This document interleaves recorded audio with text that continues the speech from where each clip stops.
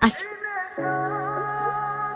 অচেনা অজানা একজনের সঙ্গে আপনি কথা বলবেন। এর আগে কত ছেলের সাথে কথা বলেছি, আপনি হলেন 2 ডজন, মানে 24 নম্বর। মেয়ে দেখতে আসে, সবাই একটু আলাদা করে কথা বলতে চায় আর কি। এইভাবে করতে করতে 23 জন ছেলের সাথে এই রুমে বসেই আমি কথা বলছি। আর অনেকে তো আপনার মতন লজ্জাও পায়, মাঝে মাঝে প্রাইভেসির দরকার হয়, তাই আমি প্রাইভেসির জন্য গেট লাগিয়ে দিই। গেট লাগিয়ে গল্প করতে?